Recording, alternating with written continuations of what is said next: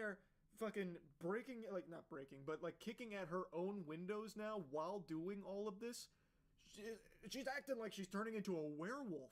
Also, just a side note, whatever officer is watching this unfold must be like 8 feet tall. Because this body cam is towering over the other officer and this vehicle, making it look like a little toy car. I don't know how tall that officer is, but that is a big boy. Away from my car! Okay, as soon as I have the identification, we'll write your citation. We'll be out of here. Why don't you go fucking fetch it, you fucking dog?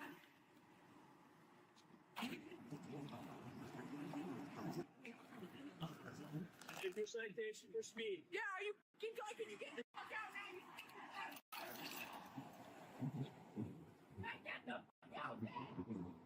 After she launches her ID, they give her the speeding ticket. He slides it through the windshield. He's like, "Ma'am, is through the windshield okay?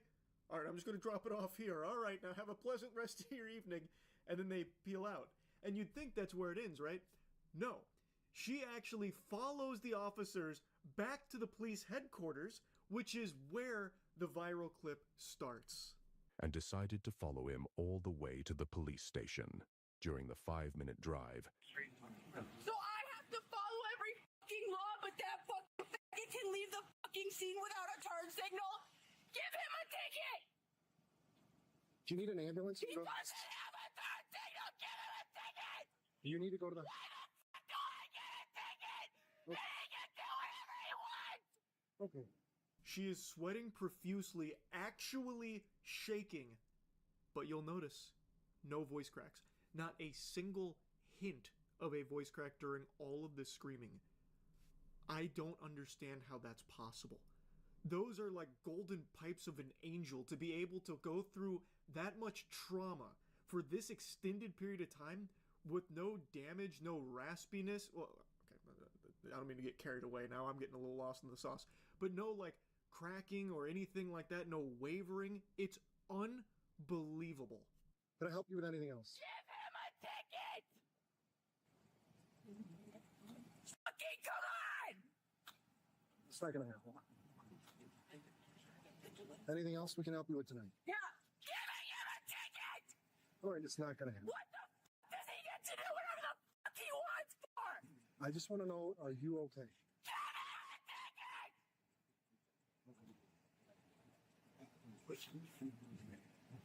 Fucking dumbass!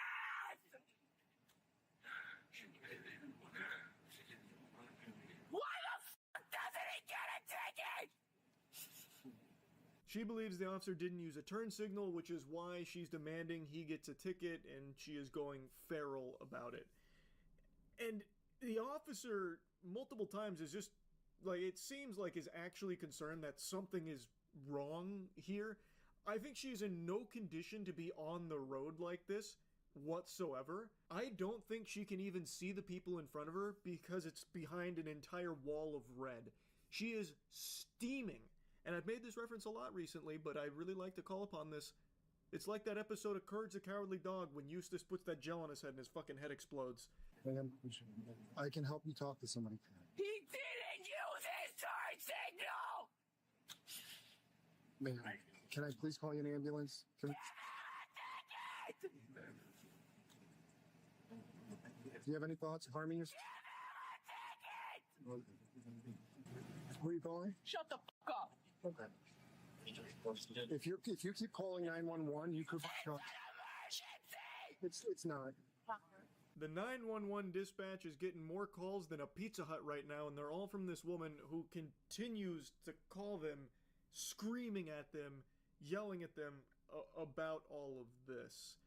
And it's honestly kind of sad to watch. Like, yeah, she is clearly extremely angry, but you can see, like, she starts, like, sniffling, and, like, it seems like she's on the verge of tears. She's so upset.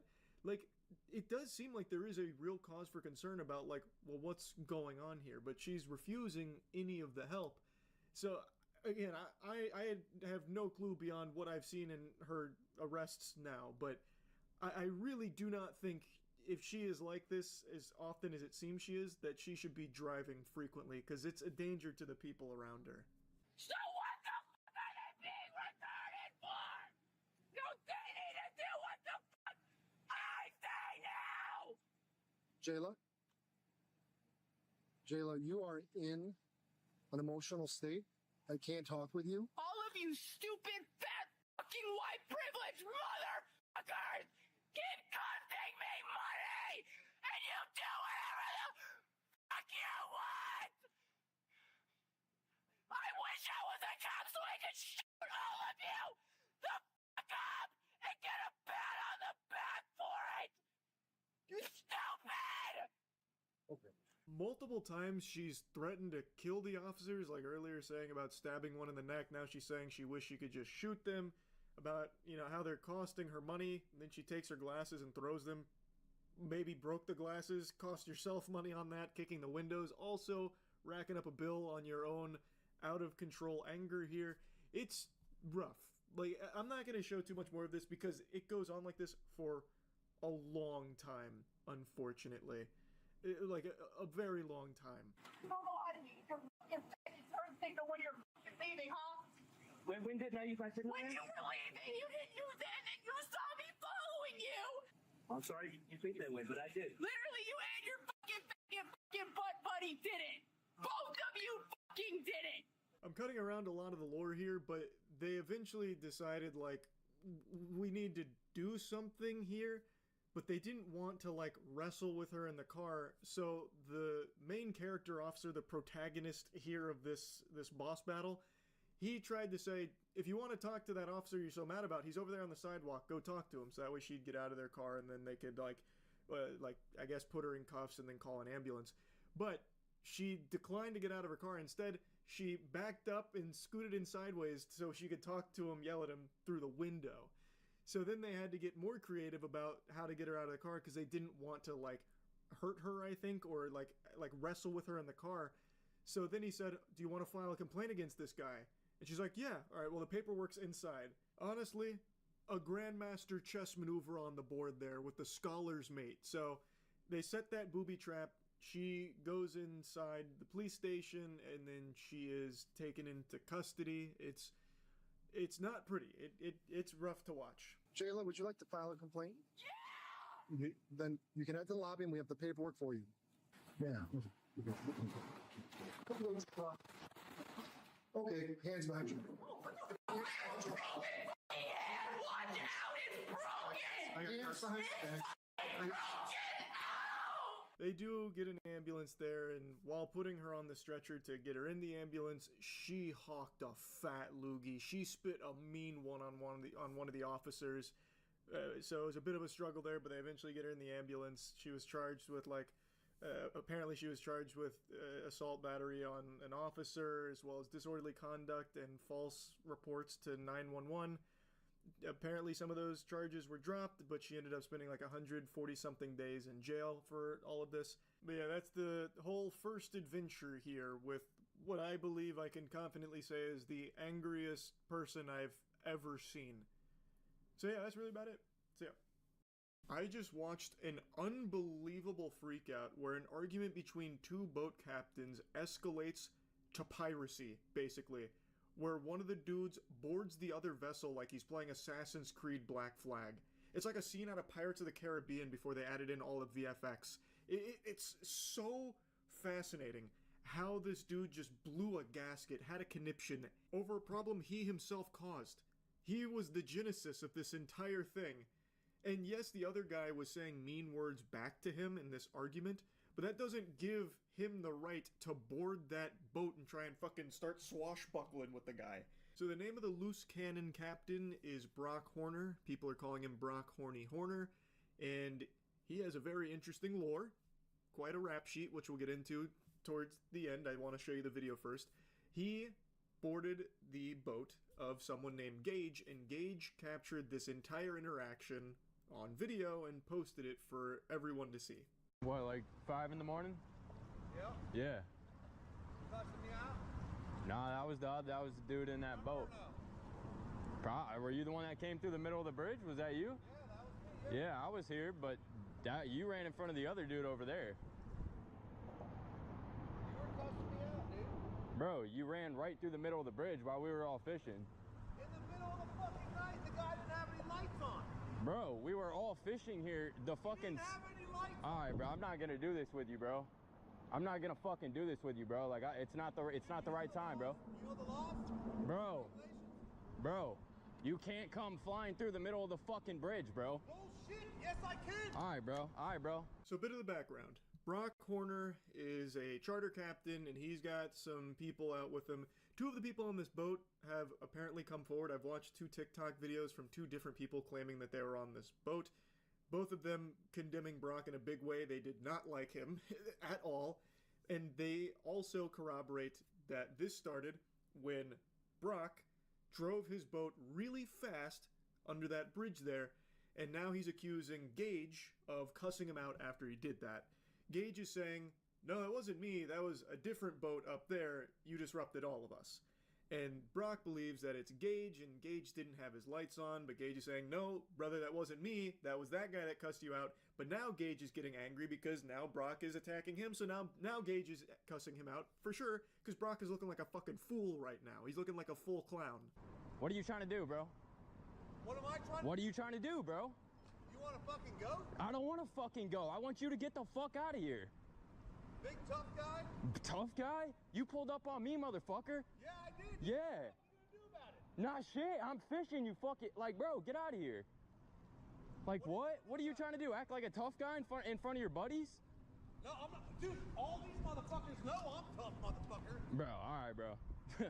I will always love that statement, like, no, I'm tough, I am tough, because I'm telling you I'm tough, and everyone here knows it. I'm the toughest there is, and you don't tussle with the muscle. I'm so fucking tough, I'll eat a bowl of rusty nails right now and put 2 fingers in my butt. Well, how about that, huh? What do you feel about that? Like, that's shit Wes Watson does, Pegged Watson. He literally talks like Wes Watson. You know what? Get going, bro. We're all fucking war veterans.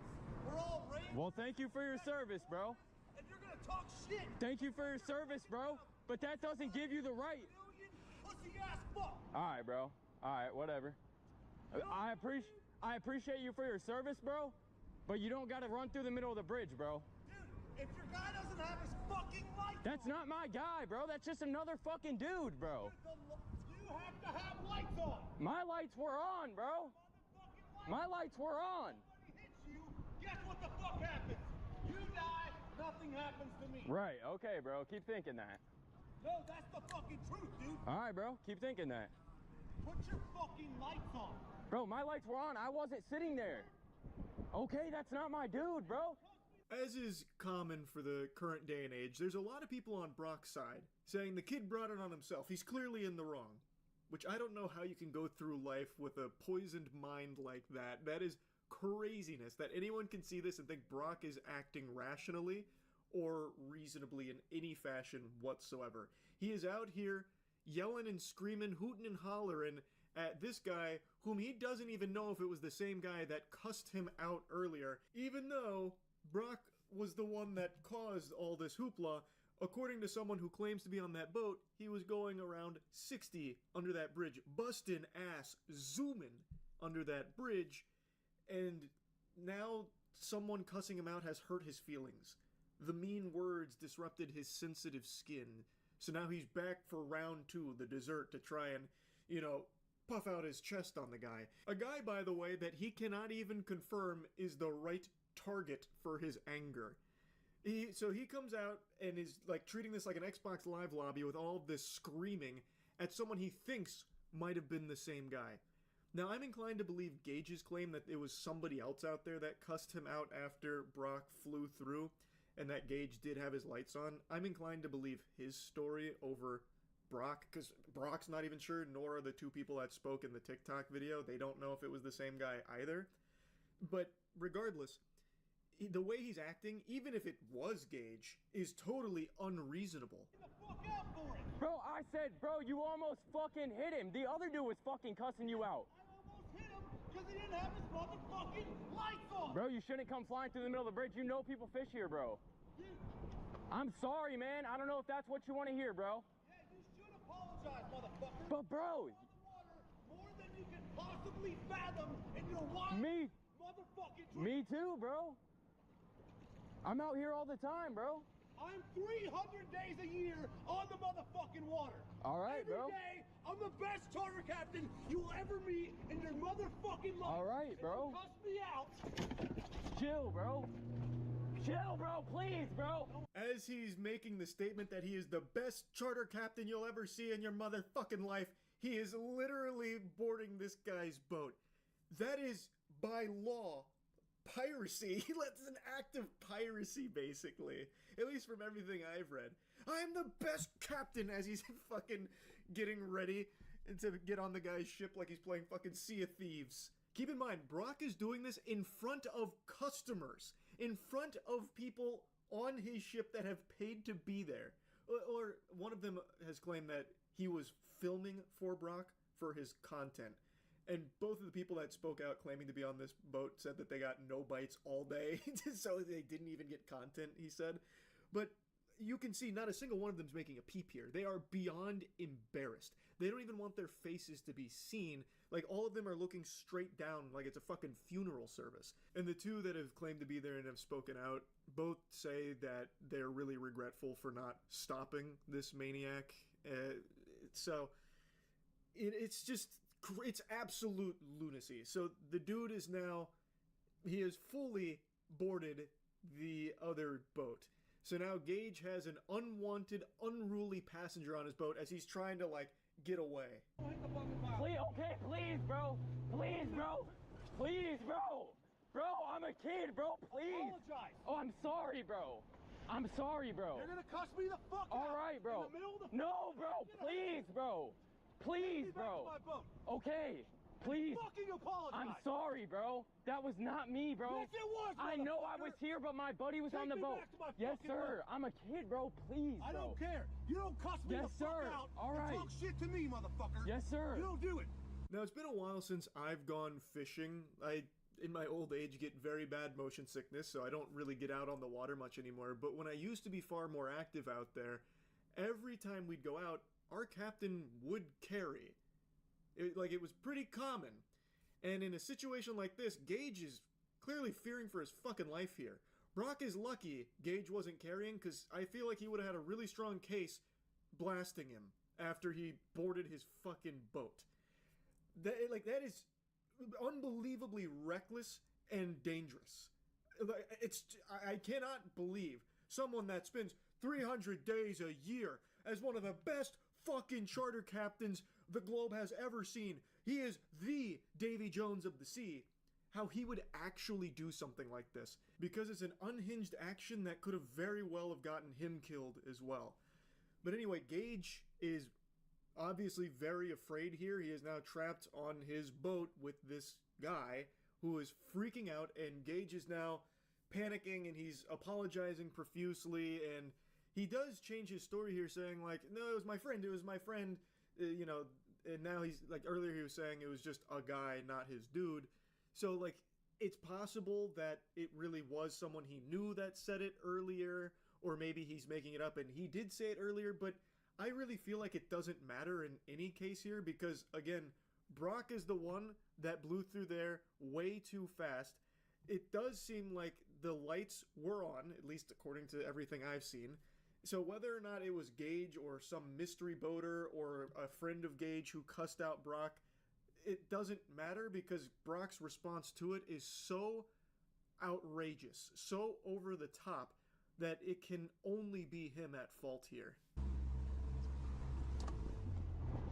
I'm sorry, man. I wasn't, like, cussing you out, Yes, though, bro. you were, dude. I was driving the boat. Okay. Did you not call me a fucking faggot? No, bro. Yes, that was you did, that was motherfucker. my friend on the. Okay, I'm sorry, bro. That was your friend on the boat. I'm sorry, bro. Your motherfucking friend. I'll look at it and come Yes, on your sir. face and fuck you both up. Yes, sir. Do it again and watch what fucking happens. Don't fucking do it again. Yes, sir. That's pretty much where the confrontation ends. I want to show you a statement from Brock's lawyer in just a moment, as well as his previous criminal history and a couple of other really interesting tidbits. But before doing that, I want to mention that I've seen a lot of people saying that Gage was a coward for the way he acted after Brock boarded his boat. I think that is so fucking stupid. Like, the people saying that are the same people that probably tremble and piss their britches when the waitress asks them what they want to eat off of the fucking entree menu. Like, there is no one here in their right mind that would think that what Gage did here was a bad call. He is doing everything he can to de-escalate the situation and get the fuck out of there. That is what you should do here. This guy is claimed to be a combat veteran. What, is he supposed to scrap with him? Gage is not a fighter. He's made it clear he does not want to do that. So what's he supposed to do? Fucking scrap with him in the middle of the ocean here and get left for dead out there? Get his ass beat and throw in the water left for dead? It's stupid. That's a really dumb thing to criticize him for. And another thing, there was like 4 or 5 other dudes on the ship that Brock abandoned. Like, yeah, let's say he was able to get the best of this goober. Like, he took down Brock on his own ship. Well, who's to say the other 4 or 5 guys wouldn't then get involved and start fucking jumping him? Or maybe they have weapons. And, like, it's so stupid to say that he did, like, a cowardly thing here. He did the thing that he thought gave him the best chance at surviving, which was just playing along and de-escalating. I don't think there's anything wrong with that. But I do think there's something wrong with Brock Horner himself. He's not the superstar, top-of-the-line, absolute best fucking charter captain this world's ever seen. He's no angel. I'll put up a couple of his charges here that I've seen floating around since this story broke, but I would also like you to hear from his side with a message from his attorney. This statement comes from someone who is both Brock Horner's attorney and his friend, and basically he's saying that Brock is sincerely sorry, he apologizes to Gage and Gage's family, and pretty much anyone that put their peepers on the video, commends Gage for the way he handled the situation so it didn't get worse, and that this doesn't represent who Brock is. And since this video went viral, his business has been destroyed and his reputation is damaged and his family has been harassed and threatened. And that some people have questioned his military service and accused him of stolen valor.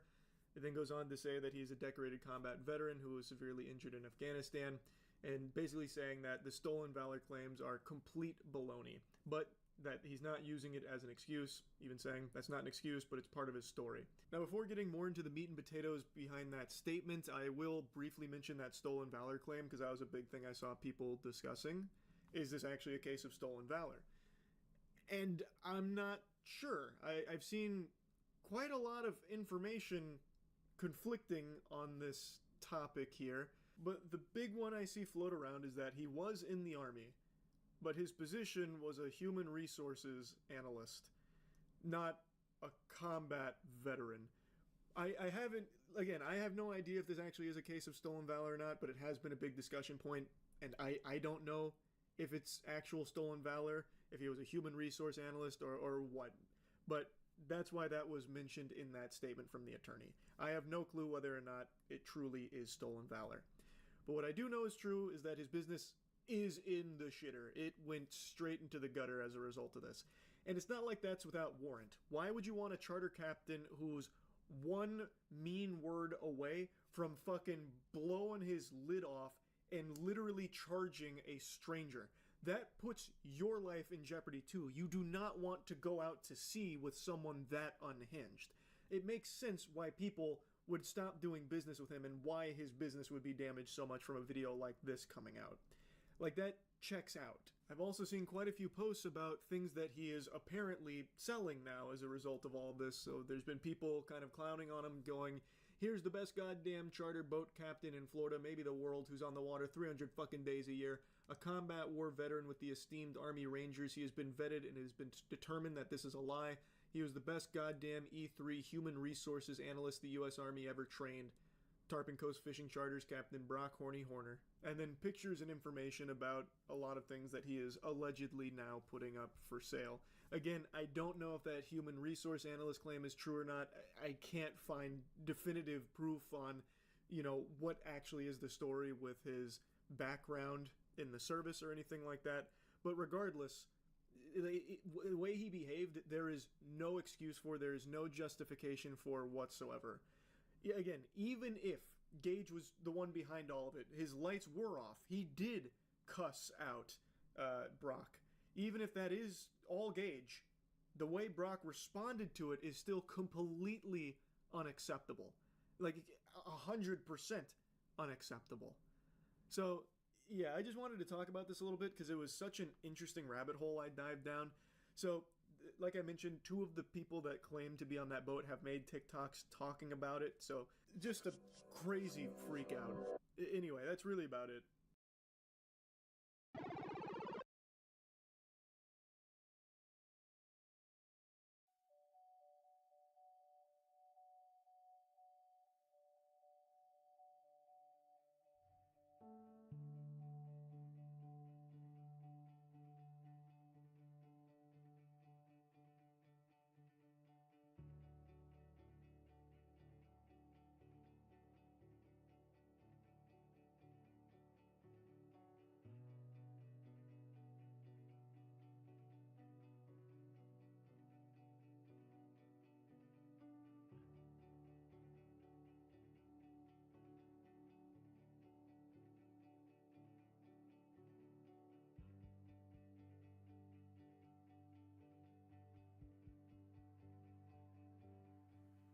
I don't know if this is it.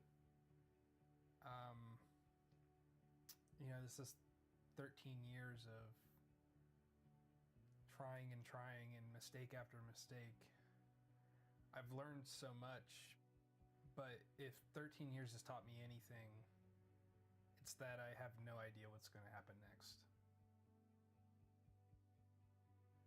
I think I'm okay with that, but if there's any chance of this happening, then I can't let it go. I have to try for it.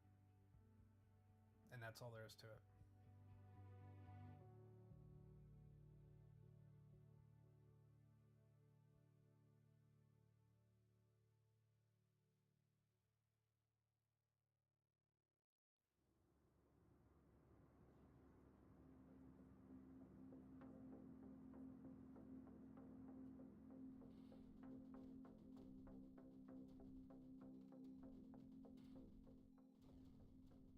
The word luck frustrates me. Like, the word luck frustrates me a lot. But, like, that would be a disservice to the work a lot of people put in to being here. People make tremendous sacrifices to work in the game space. And the game space is a ridiculous place to work in. Like, you have to be a little bit out of your mind. You could earn 3 times the amount of money doing pretty much anything in the games industry for an industry that is not video games. Why do you go into video games? Because you care. There's no other reason to go into video games but passion. I think it's really important to know what success means for you, because that can be different for everybody.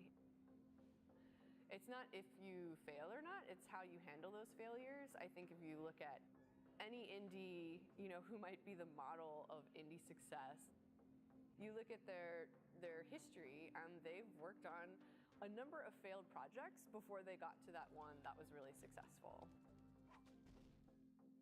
One of my favorite lines about game development is that a great game designer is not someone that just has a great idea, but it's someone who, when they find out their first idea was terrible, has 100 more ideas to try. And I think the same is true even on a project-to-project level. Make the project, okay, you found out it didn't sell that well, or people didn't like it that much. Okay, I'm gonna pick myself back up, I'm gonna try something new on the next one. The route that I took was windy and unexpected. It placed me in Estonia for a while, brought me out here to Austin. Like, I've been doing so many different things, just taking opportunities when I can.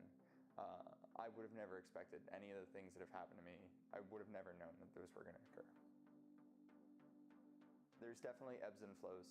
There's times when you're just so positive and everything seems to be looking up, and then the very next week you're like, what am I doing? I should just get a real job and stop pretending like I'm a game dev. That I think is the case for any indie, anyone kind of doing it out on their own. So I think it's true for like anyone who has that sense and need to be an artist and to express themselves. I think that that's part of what makes you an artist, is that unknowing and that kind of like ebb and flow of self-confidence.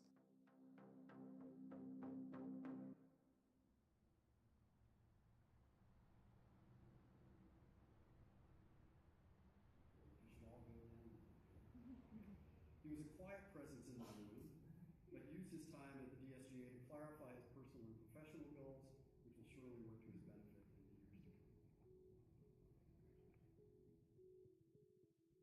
expectations. There are many times where I expected something to go right. Like, there are many moments in my life where I fought to get to a particular place and thought that was it. Like, that was the high point. Like, that was where I was going to be able to jump off from and, you know, make my career. Because here I am standing next to Warren Spector and all these other great games industry people at the University of Texas, and he's giving me a certificate of completion for a program that I didn't even know I was going to get accepted to in the first place. It's almost deceiving in a way, because you feel like that's the moment when you're going to be able to do something that you've been trying to do your entire career. It does good to keep my reality in check, but it's also pretty disheartening because I don't want to stay in this grind forever, and that's something that I've kind of just come to deal with the past, 13 years or so that I've been trying in some capacity to get into the games industry. I started out as someone who was very interested in the arts. I was a teenager who wanted to play in a band. He wanted to draw things. He wanted to create things in some way, in some visual way mostly too. And I'm coming from a city like Wichita, Kansas, where I was born and where I grew up, where that scene just really isn't present. You turn 18 and you're like, what do I do if I want to make this a career? If I want to do this with my life? Like, if I want to do this for the rest of my life? You get out of Wichita. I went to a school called Full Sail down in Orlando, Florida, because I thought that was going to be the jumping off point. Like, I thought that was going to be where I go and start my career and I flourish.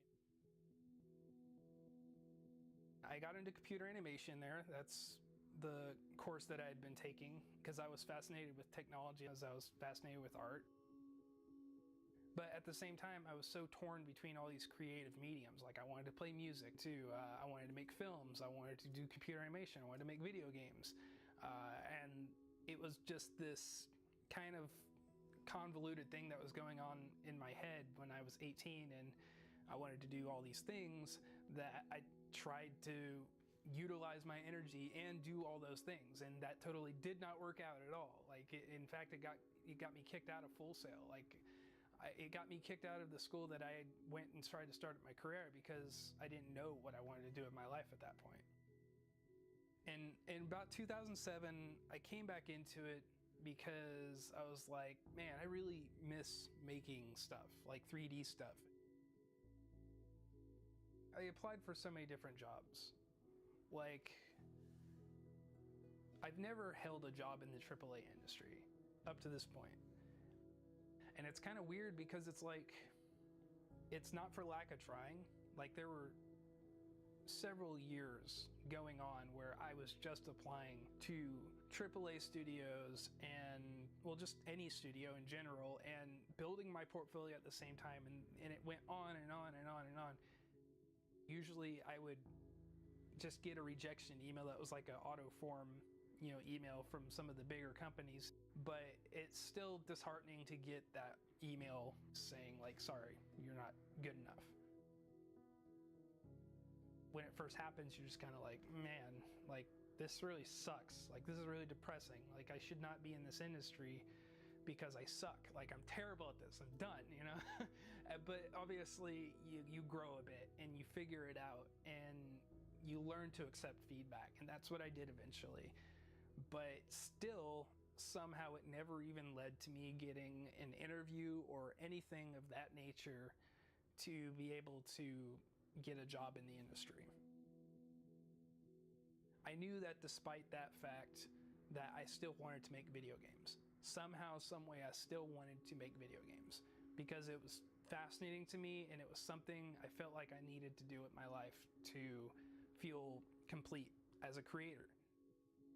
And so it was that constantly. It was that all the way onto my next projects and continuously trying to build my momentum and continuously trying to improve myself as a creator. But also having that almost woeful naivete where you think it's going to happen no matter what. Your optimism is unblockable, completely resistant to any and all negativity, at least until your bank account says you have negative 90 something dollars. But the optimism never died. That was the thing.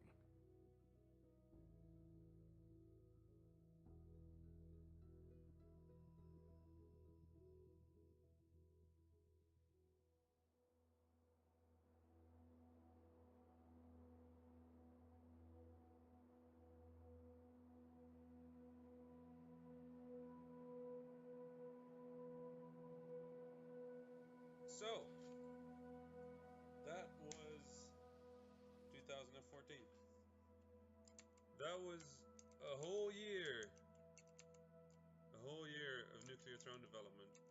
We just kept working on it, and you kept playing, and we kept working, and you kept playing. The game was so much fun. The community was so much fun. It's because this community is amazing. It's been really, really good for us, and you've all been really, really good for us. Thank you so much for your support and for your time this year. So on behalf of everybody that works on this game, that helps us out with this game, I just want to wish you really happy holidays and a happy 2015. And see you next year. Beginning as an independent studio is really hard. It's not easy. It's not something you just jump into and suddenly everything is great. A lot of the structures and a lot of the benefits that normal life have fall away. There's no 9 to 5.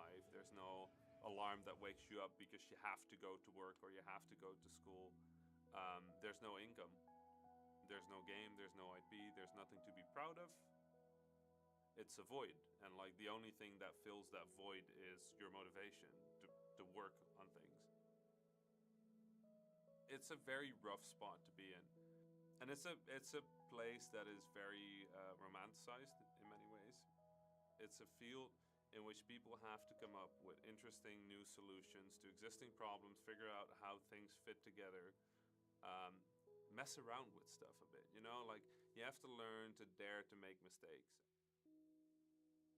I think starting from a position like that is actually kind of healthy when running a company. I think it helps you ground things, and like thinking back of the few first months of Lambert always like bring me back down whenever I'm feeling like a little bit too secure in things. It's just like a tiny reminder that this is all a very fortunate situation for us to be in, is that we can make games and earn a living doing that. In 2010, the first game we made that made money was called Radical Fishing, and it was a Flash game that we created in 4.5 weeks with the goal of raising about $6,000. And we ended up earning $10,000 with that, which was more than enough for us to support finishing Super Crate Box, which meant that, you know, we were off to the races. Back then, mobile was kind of a new thing, like it wasn't really a big deal yet, but there was no real reason to believe that mobile was going to be the next big thing. And we decided that the project we were going to work on was a mobile version of Radical Fishing, of our fishing game. So we got a little team together and we started working on Ridiculous Fishing. We went and it was great. Like, we worked 6 months, 8 months, everything was amazing. Things went really rapidly. We iterated well.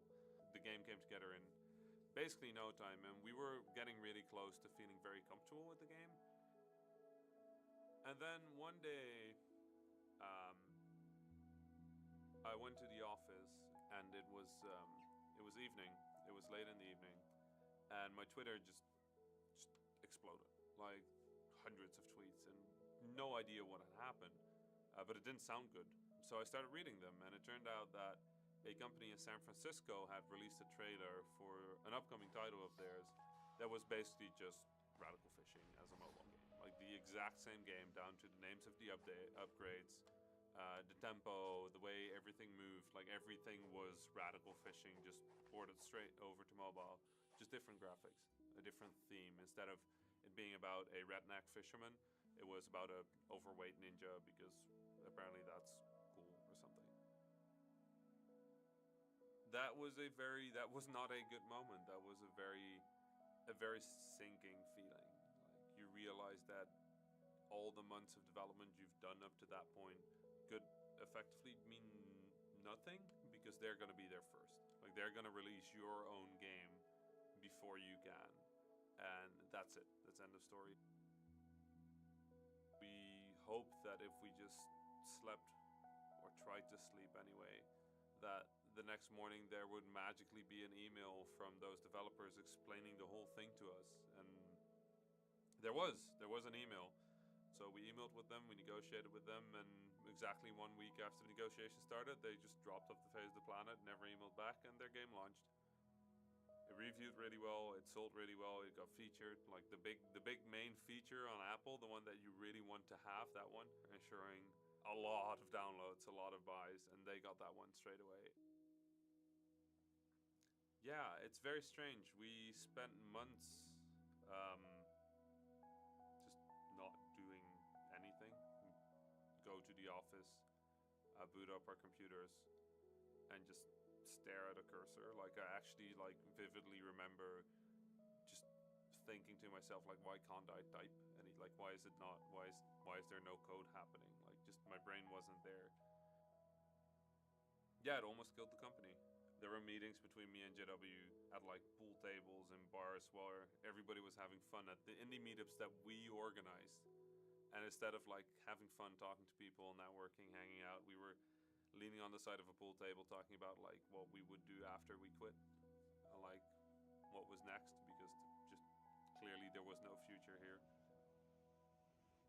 We used the last of our money to go to GDC, where we would give a talk about cloning and call out that this is a thing that should not be part of our industry, and that was going to be our big, like, that was it. Like there was nothing more. So we were going to tell it one last time at GDC, but the response we had from our fans, the response we got from our fellow game developers, the response we got to that talk, like the just loud applause, and it was so clear that the industry had our back, and we wanted to prove them right. So for us, Ridiculous Fishing became all or nothing. We spun up the project again. JW started on Luftrausers. We found that creative spark again. We went on a road trip with the entire team. We called it the Week of Hatred, because either we were gonna like get back on the project or just hate each other by the end of being in a car together for 5 days. We got things moving again, right? And the game released, and it did exactly everything that we hoped it would. It was that game. It was the game that proved that if you really want to make something good, and you spend everything you have on it, that is a thing you can do, and you can prove those cynics wrong. I think that was the moment that we realized that a lot of what Flambear is comes from a spot of being happy and feeling good and feeling excited, and that was a huge victory for us.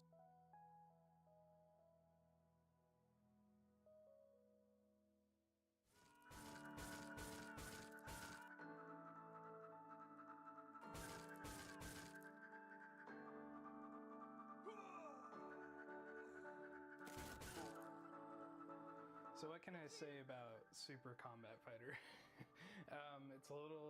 It's not hard to define, but a lot of people are going to look at it like, hey, that's a Mortal Kombat clone, like original Mortal Kombat, you know. And on the outset, it's probably going to be seen like that by a lot of people, just because of the visuals, you know, like digitized actors as the characters in the game, and that's pretty much just the only inspiration from Mortal Kombat that I really took, because Mortal Kombat was a big part of my childhood. It was one of those kind of prohibitive games coming up. You know, there was the whole debacle of violence in games, and there was this whole controversy surrounding it and this whole drama. And I had relatively strict parents, so There were a few times where I would go to my friend's house and play it because maybe their parents were a little less strict on that whole matter, and it just, I don't know, it's something about the combination of the violence probably had something to do with it, you know, the shock factor. But it was also the lore, like something, I liked fantasy stuff back then a lot, and I liked ninjas, and I liked all these, you know, these karate techniques and stuff like that, all of that stuff, like coming together, it just completely involved me in what Mortal Kombat was. And so I'm trying to recreate that, like I'm trying to recreate that same excitement, that same feeling, and I think that's what making indie games is mostly about anyway, is making something for yourself, making something that excites you, and something that maybe you played as a child, the genre of game that you really enjoyed, and remaking that in your own vision. I remember when we first just started talking about it, like just as a joke, and then it was just such a funny idea, I remember, and I didn't think we were actually going to do anything with it whenever we first started talking about it. And then I think it was like a year later, like, oh, we're actually going to make this. Like, oh, okay. I thought that was just a funny thing that is never going to happen, but it seems like a good idea. I mean, I figured it'd be better for one of us to be at least one of the characters, so that we could, you know, get the kind of framework down. And really, we weren't really working with any sort of a budget, so it's not like we were going to hire actors at the beginning. But, you know, so it seemed to make sense, and I don't know, I was up for it. It seemed like a fun, like, I want to be in a video game. So, getting it to look like natural motion, like, and moving slow, and trying to keep my balance, and being uncomfortable, and like trying to do the same thing over and over and over just to get like a couple frames worth of material. I mean, it's interesting to learn about what they went through back in the good old days. The technology now looks so crude compared to what it did back in the 90s, obviously, you know. Whereas back in the 90s, digitized actors was there because it was pushing realism, you know, and graphical, like, fidelity and stuff like that. And I think it just kind of quickly became a forgotten technology, you know. So it feels that much more special to me that way, to be able to bring something like this back. Fundamentally, the game's different. It's different in the controls, it's different in the fighting design. You know, it's more about timing and getting the drop on your opponent through that, instead of needing to remember this 10-button combination that you need to pull off a combo or to pull off a certain set of moves or special moves even. There's so much complexity that goes into a lot of games nowadays that they have this very exclusive nature to them, where you have to know or learn and put in the time to learn these systems that are really complex, and it doesn't open the gates to casual players. And I kind of like saw that transformation happen when I was growing up, because when I was growing up, we had, you know, Street Fighter 2, of course, being the kind of game that birthed this whole competitive scene. And so I saw that evolution happen, where people were just playing these games to enjoy them, all the way to now where they're playing them on huge stages in Las Vegas for cash prizes, you know, upwards of $10,000, $20,000. Like, I do genuinely want to make a game that is more accessible to casual players, and kind of brings fighting games back into the fold of, you know, fire it up at a party and play it with a few friends of yours and just enjoy it. I was really questioning myself for a while, like, should I make this or not? What's the point, you know? People are gonna look at it and, you know, go, this is like some silly joke or something, like, I can't get into this, there's no, you know, there's no value here or anything like that. Then I started looking at games like Gang Beasts and Dive Kick, even movie stuff like Kung Fury, you know, where it's just this ridiculous, kind of silly premise, but it's also insanely fun in its execution, and like people really enjoy it for that reason. I think from that point on, it didn't matter to me if Super Combat Fighter was like in its essence a quote unquote dumb idea. It just mattered that if I executed the project, if it would be fun to play.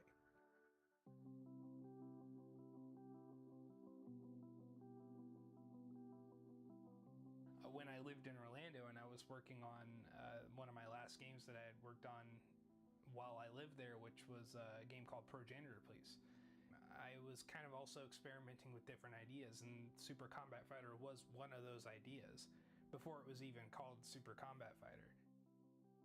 And I kind of just thought this was an idea that was just like, okay, I'm just experimenting. It's not going to be anything, but it's still a game that, you know, eventually I'd like to, you know, make or something like that. And so I just shelved it.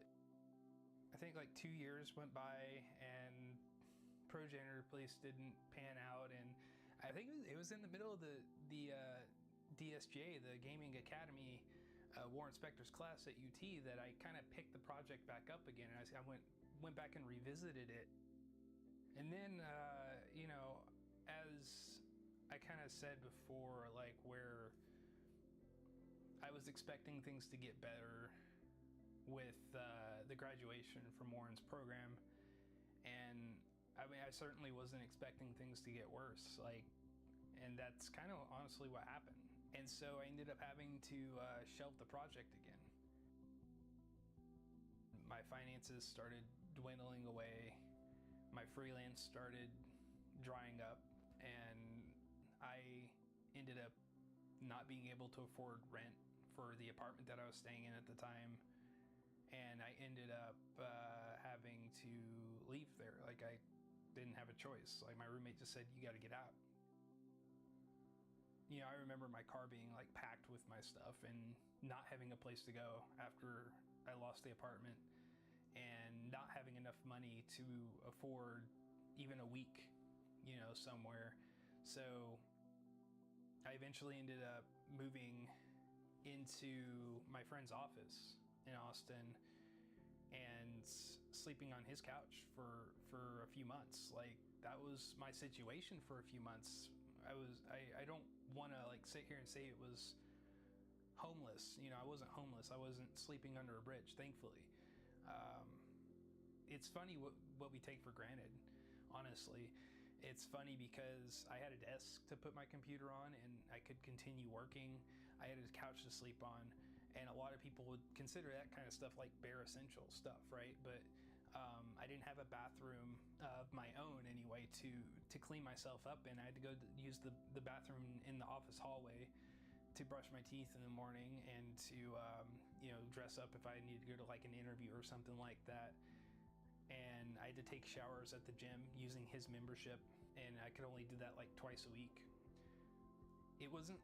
I mean, it definitely wasn't an ideal situation. It wasn't the worst situation, but when you're in the middle of it, it feels like that. You know, things went down between me and him eventually. Not good things. And then I lost the office, and that was gone too. Like, again, I was back in this situation where I had no place to go. Even if I could stay on my friend's couch or whatever for a week, it wasn't enough time to build myself back up, to like get stable again. Nobody would hire me. I don't know what was up with that. Like, I even to this point, like even after the program, I still had no sure bets or anything like that. Nobody would even give me an interview, and I don't know, that was hard to deal with, like, mentally. Like, what am I doing wrong? What am I, you know, I couldn't figure it out. I just knew that I had to keep moving. So probably a year prior to this, I had become friends with a guy named Randy Greenback, who would eventually become the producer for Super Combat Fighter. He knew what my situation was like at that point. He knew that I was kicked out again. He knew that I had no outs, and that like basically, you know, nothing was gonna work out for me. And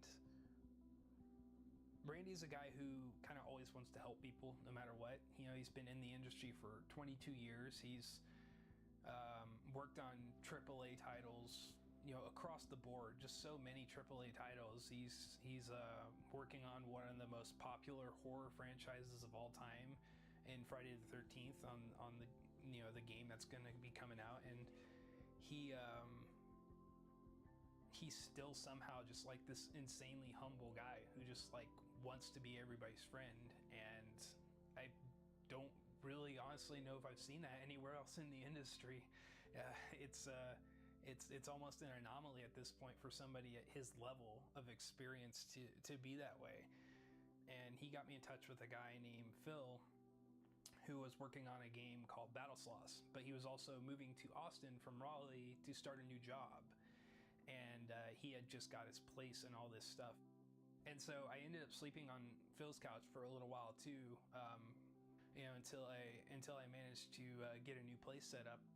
He also like needed a UI artist for the game for Stylized because they were ramping up to a Humble Bundle release that they had gotten, and they needed a little help for the game. That's how I ended up getting involved with that game.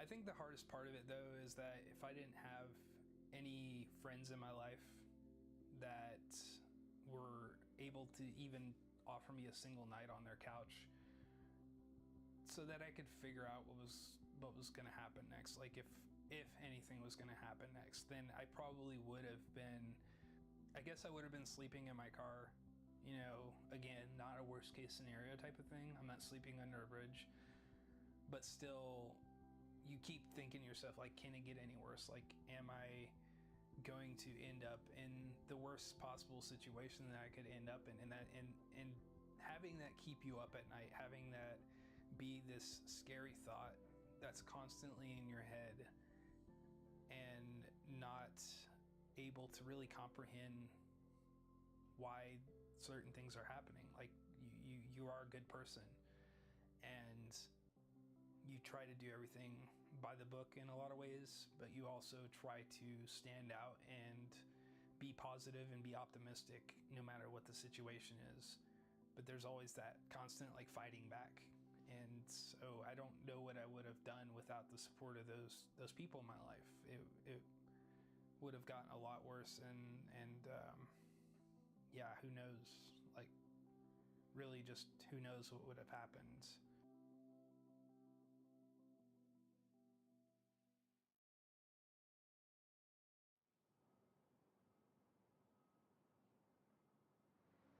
All right, welcome to 1401 West Idaho Street. This is the water cooler Creativity Business Boise.